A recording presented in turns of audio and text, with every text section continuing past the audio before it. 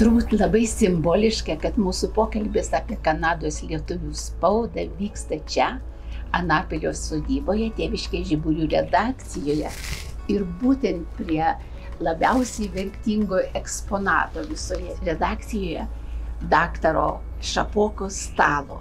Prieš 70 metų prie šio stalo ir gimė 1949 metais gruodžio 24 dieną pirmasis Tėviškės Žiburių numeris. Tai Kanados Ontario lietuvių kūrinys, kuris šiemet švenčia savo gimimo 70-metį.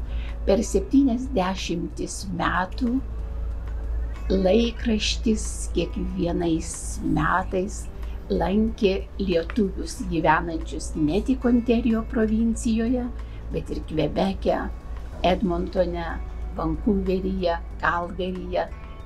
Pasiekdavo ir kaimyninės Jungtinės Amerikos valstiją, buvo siunčiamas į Didžiąją Britaniją, Australiją, Naująją Zelandiją ir daugelį kitų valstybių.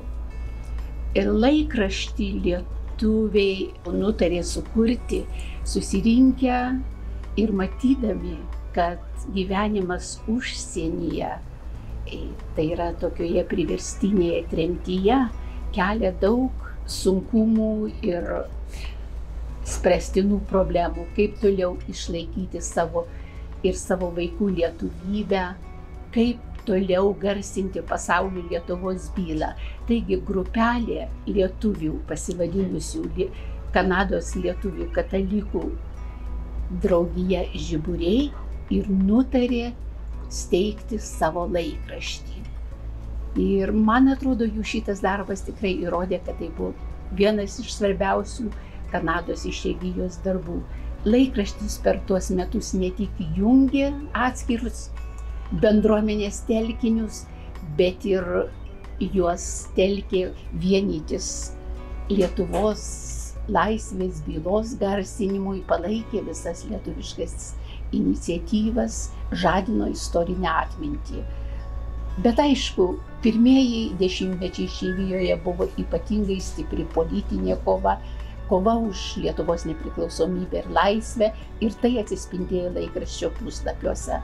Laikraštis keitėsi kartu su bendruomenė ir tai buvo gausiausiai skaitomas tuo metu. Laikraščio tiražas siekė 5000 ir daugiau. Redaktorių buvo labai nedaug, kadangi tai nepelno siekianti leidinys buvo.